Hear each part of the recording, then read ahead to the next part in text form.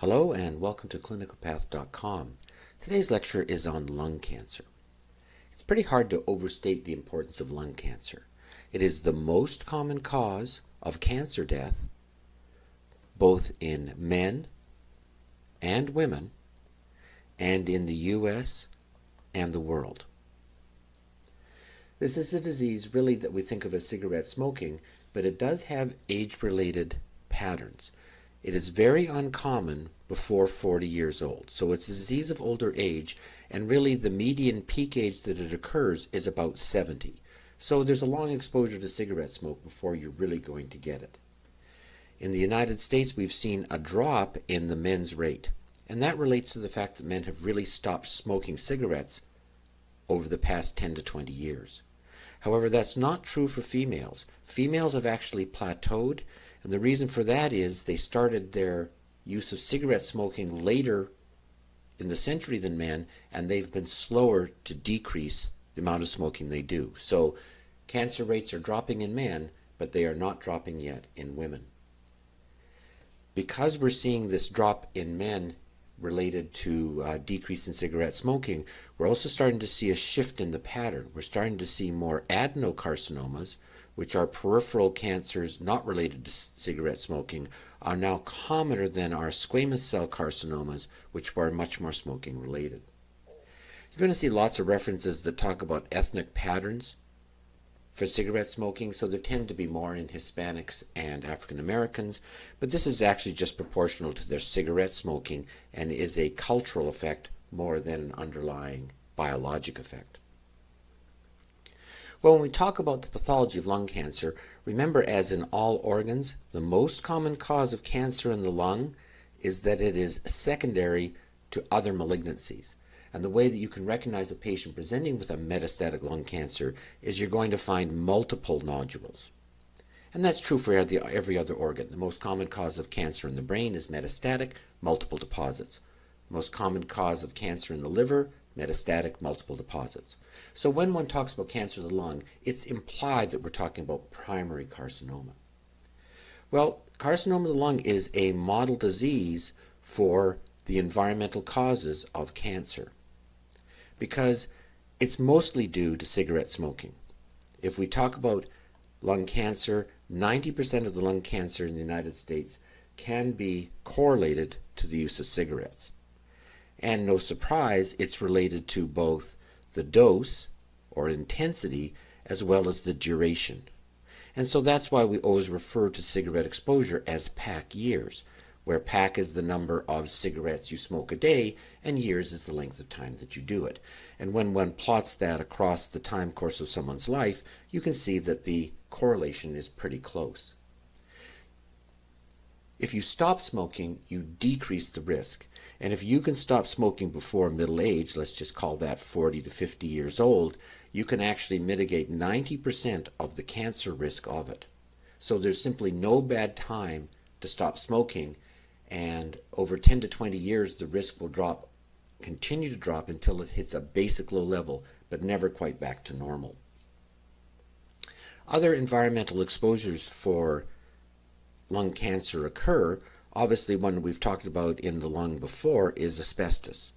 Now, the asbestos risk is really related to cigarette smoking, but even in non-smokers there is a small bump related to it. Remember as well, the other important is ionizing radiation. So a lot of this can be from treatment of solid cancers, and if that's in the chest, it exposes the lung. But for your otherwise non-cancer patient, most of it is from radon. And radon is an alpha emitter, and it's significant in the United States because it's found in granite.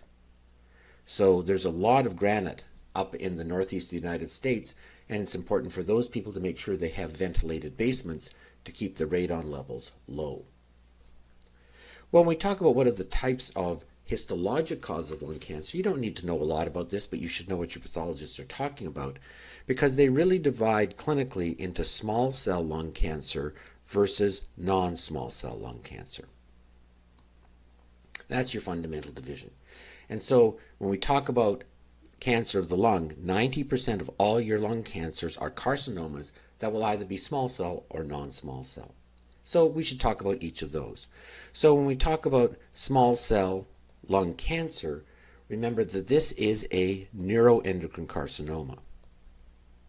And neuroendocrine cells are found throughout the bronchial tree, and so these tend to occur as the mutations in those cells. These have a pretty specific morphology. These are what are called the small round blue cell tumors, because they really are small, very little cytoplasm and relatively large nuclei. And your pathologists will talk about that. It's a very characteristic and easy thing to identify. And because it's neuroendocrine, you can actually identify neuroendocrine granules. And so you don't need to know this, but you should be aware that your pathologist can stain for things like neuron-specific enolase and synaptophysin and chromogranin. And so they can be very confident in their diagnosis because you can stain for it. These tend to be smoke related, so we find them where the highest amount of smoke exposure is, which means you're going to find them centrally in the lung, typically in the mainstem bronchi or your bronchioles. And as well, they tend to be endobronchial, meaning that they extend into the bronchial lumen. So this means if you go looking by bronchoscopy, you can literally see the mass protruding into the lumen, and you can biopsy it or brush it or stick a needle into it. Because they are neuroendocrine, these are the tumors that are most likely to have paraneoplastic production of hormones. And the two most common, which are mandatory to understand, is inappropriate ADH synthesis, which is going to allow for slow long-term resorption of water, which is going to give hyponatremia, which in your patient is going to present with mental changes. The other critical one is the tumors can produce ACTH, which is going to present in your patient as a Cushing syndrome. Small cells are broken out because they are very aggressive neoplasms. They grow so rapidly that in fact surgery is not indicated. These are all treated medically. And when you take a look at the longevity of this, you're going to see that in these tumors, the 5-year survival is less than 15%. So these are really, really serious tumors, rapidly growing, treated medically, generally poor outcome. The non-small cell next that we want to talk about is a squamous cell carcinoma. And remember, the definition of a squamous cell is any cell that produces prickles, because that is a marker of desmosomes. And the way that works is when you're processing tissue for histology, the cells shrink. And so when the cells shrink, all that you're left with are these little attachments of the desmosomes. And so the prickles just mean it's a cell with lots and lots of desmosomes. And you see that in squamous cells because squamous epithelium is designed for strength. The other thing that we see are going to be squamous pearls, because this is a tumor that produces lots of keratin, and so this is a characteristic architectural feature. And so the way this looks is you see the squamous cells that produce these very characteristic swirled of the cells here, and often there's a little bit of keratin in the middle, because keratin is the intermediate fiber that gives a lot of strength. Again, squamous cell carcinomas are cigarette related, so they tend to be central. They tend to be endobronchial, so you can see them by cytology, you can brush them, you can biopsy them. And in general, for the treatment, about a third of these are resectable at time of presentation. So if you've got a resectable tumor, that's going to give you the best outcome because there's possible cure. When they're not, well, then you're left with palliation, and that's a much worse outcome. These do have a paraneoplastic association, and it's the more general paraneoplastic hormone of PTH related peptide. So it behaves exactly like PTH, so the patients develop hypercalcemia, moans, bones, stones with psychic overtones. The third of the histologic type you have to be able to talk about is adenocarcinoma. So adenocarcinomas, you'll remember, are defined as an epithelial. They're true carcinomas, but remember they arise off secretory epithelium. So the two ways we define an adenocarcinoma is either individual cells produce mucin, so there's my cell here, and then you can see the mucin in the cytoplasm, or architecturally they form glands. So a gland is an architectural structure in which we see the cells forming a structure that has a lumen. So a tumor with either of those is by definition an adenocarcinoma. But what makes these distinctive is they are not highly smoking related. And so what this means is we don't tend to find them where the smoke is the highest exposure, which is central. In fact, these are peripheral neoplasms. The unique feature is they may present as in situ. So carcinoma in situ is a tumor that is neoplastic but not yet invasive. And the reason this is distinct is if this is my alveolar walls at low power, the tumor cells spread along that growth. And so that gives them a very distinctive, unique architectural pattern that's been noted quite a lot over the years in medicine. And so this unique early stage of carcinoma in situ is part of the adenocarcinoma spectrum. This used to be called bronchoalveolar carcinoma, but really it's just in situ adenocarcinoma that has not become invasive yet. Just a note, everything in cancer is molecular now.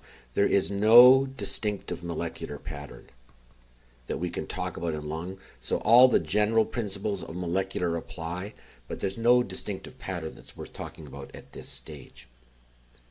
Okay, so cancer is environmental in the lung. 90% is smoking. There are other causes like asbestos and radon, ionizing radiation, and we divide them into small cell, non-small cell. So who's going to walk in the door? What's the commonest presentation of lung? Well, these tend to be generally aggressive tumors. So when we talk about who walks in the door, most of these present late. So a majority of patients, typically over about 50%, are really going to present with advanced disease.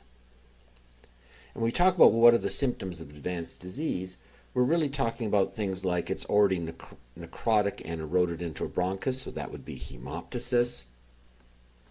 We've started to see a lot of tumor TNF production, so they're going to present with weight loss. They're going to have involved lots and lots of lungs, so they're going to have dyspnea. And there's lots of invasion of nerves, so they'll often have pain. So all of these are very ominous findings and imply that the tumor has escaped local surgical control. Well, what do we do about the patients that present that aren't late? We always talk about our cancers as presenting with local disease, metastatic disease, and then the paraneoplastic syndromes. And so a really good way to talk about the local disease is to talk about the invasion of a Pancoast tumor. So Pancoast was the radiologist who first described it back in the 30s, and this is an entity that's kind of clinically distinctive, so it's got lots of different names, but really it just refers to a tumor that's arising in the apex. And remember that the great vessels of the arm cross over the lung, so if you were actually to take a look at a lung surface here, you'd see that it has a little dent in from the vessels. So another name for this is superior sulcus, where sulcus is a groove from those great vessels. So you can talk about them as apical tumors, Pancoast tumors, superior sulcus tumors. They're all talking about the same thing. So you can see to the right here, I've drawn a picture just of the apical thoracic outlet region, because we're going to draw the Pancoast presentations onto this. So the first thing we want to start with is at the back, is we want to start with our brachial plexus. So if we were going to draw a brachial plexus, it's going to look something like this. So you can see here, I've drawn my trunks, and then here, I've drawn my cords. So as we name our cords, then this is going to be lateral, this is going to be posterior, and this is going to be the medial cord. So we can see then, if our tumor is going to be invading here from the apex, which part of the brachial plexus is going to be affected is going to be the medial cord. And that's important because the medial cord is going to involve the ulnar nerve. So the first finding of a Pancoast tumor is ulnar nerve symptoms. And anytime you say peripheral nerve, that can be motor or sensory. So they can have loss of strength in their little finger with hypothenar eminence atrophy, or they can have paresthesias or anesthesias of the medial aspect of the hand. The next structure that can be involved as we move anterior through this region is we can take a look at the sympathetic system, which goes from T1 down to the lumbar system. So here is my sympathetic chain here, but remember that we have the superior cervical ganglion extending up into the neck. So as our tumor is going to involve the superior cervical sympathetic ganglion, that is going to give us our Horner syndrome. So Horner syndrome is the sympathetic functions of the head, which is going to be our ptosis, meiosis, and anhidrosis. The third important structure that comes in is going to be our great veins. So here come our great veins from the arm, and down we come from our jugular vein, and that's then going to form the superior vena cava.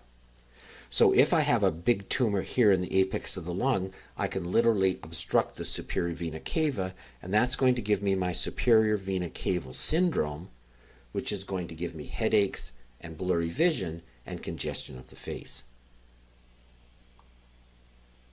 The last of the structures that can be involved up here, if the tumor goes really, really superior, is we can also pick off way up here, you can see where I drew this arrow, you can also pick off your recurrent laryngeal nerve. And so that's going to give you hoarseness. So when we talk about local presentation, it can erode through the bones in the chest wall, involve the pleura, but nothing is better than describing the effects of an apical pancreas tumor and this very characteristic anatomy that it can involve. So that's worth learning. You're going to see it in life, and it's a really great way to test the anatomy of the thoracic outlet. When we talk about metastatic spread of a cancer, we want to divide those into those that involve mesothelial surfaces and those that involve solid organs. So remember what a mesothelial surface is. Our central body cavity, the coelom, is lined by mesothelium. And grossly, we call that a serosa. So our classic effusions are seen in the pericardium, in the pleura, and in the abdomen with ascites. And heart and lung are classically involved in lung cancer. So heart is going to give us a pericardial effusion, and lung we're going to get pleural effusions. And these are very common, and you should be able to talk about each of them. So let's just start with heart. When we talk about a pericardial effusion, the way we want to think about this is as a tamponade. So here's our heart, and you can see what we've got is we've got an increased cardiac silhouette. And that's what you should be thinking of in your mind when you're listening to the patient. So your patient is going to have increased pressure in the heart and decreased filling, so your patient's going to present with shortness of breath. But remember, this is compression that's going to start by affecting the right side. So when you take a look at your physical exam, you're going to see jugular venous distension, you might see a big liver, and you might see pulmonary edema. But remember, the key finding that you're going to have is pulsus paradoxus. When we talk about a pleural effusion, we're going to have a different mental image of that, because now the fluid is in the lung cavity and it's going to give a compression atelectasis to the effective lung. Again, your patient's going to present with shortness of breath, but when we have physical exam, we're going to have a decrease in sounds, you're going to have dullness to percussion, and then we're going to see the characteristic X-ray findings. In both of these effusions, we're going to tap them, and these are all going to be exudates. And the malignant cells are easy to find. That's different than metastasis now to solid organs. These are things like brain, bone, liver. Those are really common organs. Cancers can go anywhere, but those are the ones you think about. So if we had a metastasis to the brain, that's going to be seizures, headache, loss of specific function of the part of the brain involved. When we talk about bone, we're going to present with pain and pathologic fractures. And liver, you're really not going to have any symptoms until you've effaced more than 80 to 90% of the liver function, so that tends to be a very late finding. The paraneoplastic syndromes are only seen in about 10% of lung cancers, but boy, they sure constitute a majority of the questions you're going to see on exams. So remember here, small cell lung carcinoma, that's got two classics, serum inappropriate ADH, hyponatremia, mental changes, and ACTH, which is going to be Cushing's syndrome, the fat changes, hypertension, and then long-term, the connective tissue losses. When we talk about the non-small cell lung carcinomas, this is mostly going to be our squamous cell carcinoma, and this is going to be our PTH-RP, and that's going to give us our hypercalcemia, moans, bones, stones with psychic groans. We should stop here and just have a quick talk about screening and solitary lung nodules. With the invention of high-resolution connective tissue, we can resolve masses in the lung to 2 to 3 millimeters. And so in patients that have risk of cancer, they've now demonstrated a positive benefit to screening using this modality. So if you have a patient with the risk factors we're going to talk about next, yes, it's worth putting them on an annual screening protocol and resecting the tumors as you find them. But one of the common presentations is you do a chest x-ray in a smoker, because let's face it, they have lots of lung disease. What do you do when you find a solitary nodule? And the answer is this is a really good discussion now of the likelihood of risk and the chance of a test reflecting disease.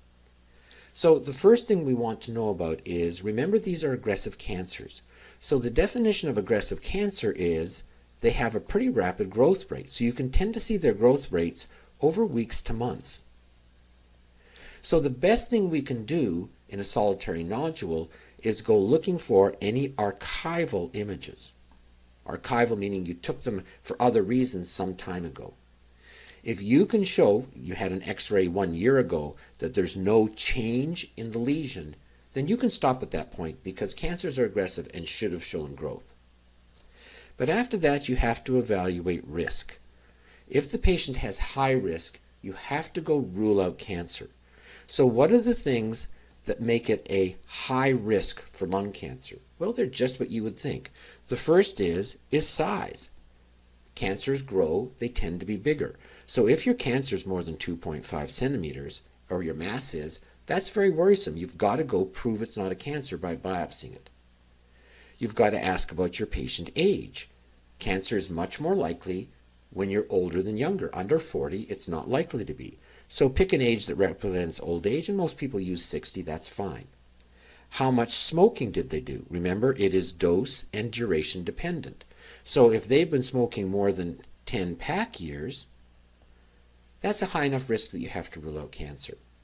And then the last is, remember, cancers have different patterns of calcification.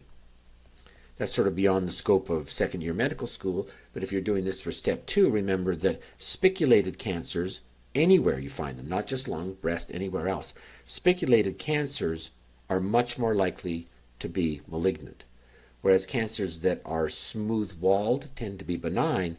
And of course, remember, in the lung, we have a specific pattern called a popcorn calcification, which we see in hamartomas. Okay, so in walks your patient. They've got features that make you want to look for cancer. They're a smoker with hemoptysis and weight loss. That would be fine. Remember, the diagnosis almost starts by finding imaging in which you're going to prove a mass. Cancers are mass forming, and we sort of tend to think of a centimeter as 1 million cells. That's a pretty good rule of thumb. But after you've identified a mass, remember, cancer is a tissue diagnosis. You have to have some piece of the tumor to your pathologist. And there's lots of ways of doing this. You can actually do a biopsy. That gives you both tissue and architecture. You can do a fine needle aspirate. That's perfectly fine. Most of our smoking-related cancers are endobronchial, so you can literally see them bulging into the lumen, so you can do bronchoscopy. All of these are perfectly acceptable ways of getting a tissue sample to prove the diagnosis. And once we've done that, then prognosis, which in cancers is 5-year survival, is by staging. And remember, staging is really for non-small cells because we're not going to operate on small cell carcinomas. So T and M is how we stage all of our carcinomas. And T refers to our tumor. What are the tumor characteristics? And for any cancer, the question you have to ask for tumor is, in the organ, this is a general discussion, is there a physical barrier? So if, for example, if you're in colon, you have your tunica muscularis. So that defines good T, bad T, whether it's inside the barrier. If you go to bladder, bladder has a tunica muscularis, so inside, outside defines behavior.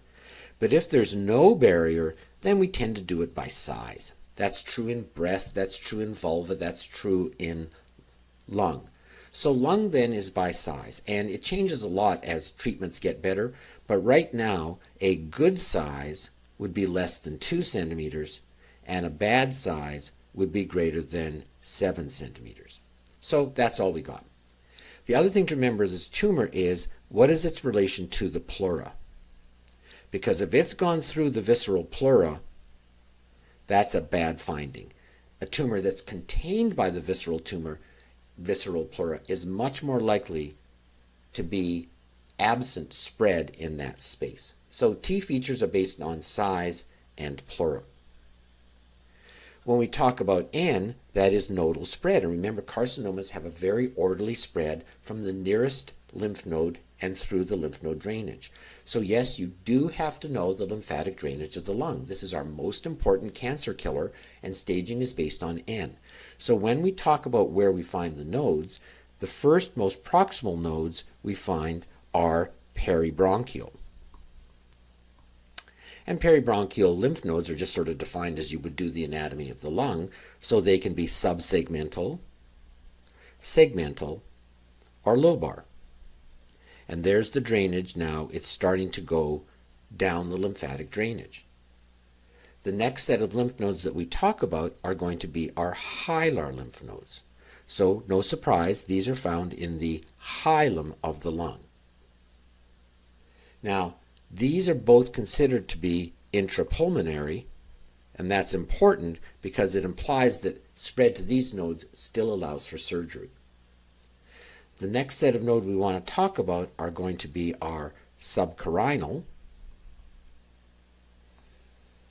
because that launches the pathway down into the chain this way, and we want to talk about the lymph nodes here, which is going to be our paratracheal nodes. And you'll see that these are sometimes referred to as our superior mediastinal. So subcarinal, paratracheal, these now become extrapulmonary. And then the last of the important nodes are going to be the nodes that escape the mediastinum chest cavity itself and become our supraclavicular. So this is Virchow's node. So the last of our important nodes is going to be supraclavicular, and these are often referred to as scalene nodes. So obviously, as we see this progression up towards the thoracic duct and our supraclavicular nodes, these become more and more negative for prognosis. And then the last, of course, is M for metastasis. And remember, when we talk about metastasis are going to be looked for by our PET scan. And remember how the PET scan works. This is a really important principle because we've tagged glucose with radioactive fluoride. And tumor cells use more energy because of the Warburg effect. So if you haven't reviewed that, make sure you understand how PET scans work, because it's an important principle of cancer behavior. And if that is positive, and therefore you are M positive, any M positive tumor, lung and all the others, are going to be stage 4. And stage 4 have a very grim prognosis, and in lung, less than a 15% 5-year survival. So TNM in lung, make sure that you understand the lymph node drainage of the lung, and that all stage 4 cancers have bad outcome and have metastasis. So natural history, obviously this is an aggressive tumor with a very poor outcome. There are two thoughts when we talk about the treatment. The first thought is it surgically resectable? Because remember, only about 1/3 of your tumors are going to be surgically resectable. If they're not, then it's all palliation. You're only treating for symptoms. But the second is, remember, the vast majority are smokers, so almost all of them have underlying lung disease. So what that means then is we also have to do a physiologic testing to see if they have enough reserve lung capacity that they can afford to lose a lobe or an entire lung. And so you're going to see lots of evaluations of your patients to see what the FEV1 is, because generally speaking, it's got to be more than 2 liters for the patient to have enough lung reserve to withstand surgery. So when you're talking about staging your lung cancer, remember there's 2 types. There's the pathologic staging, is the tumor resectable? And then there's the physiologic staging, can they afford to lose that lung tissue? Okay, so that brings us to the end of this discussion of lung cancer. Just to remind ourselves a few of the things that we want to remember. Remember, this is an environmental cause, and its dose intensity is cigarette smoking. Remember, it's a disease of older people, over 40 years, peaking at age 70. Remember, the commonest cancer of lung is metastatic, so you've got to specify primary. And it's always small cell lung cancer versus non-small cell, so we've got to be able to talk about the neuroendocrine small cell, squamous cell carcinoma, and then the non-smoking related adenocarcinoma.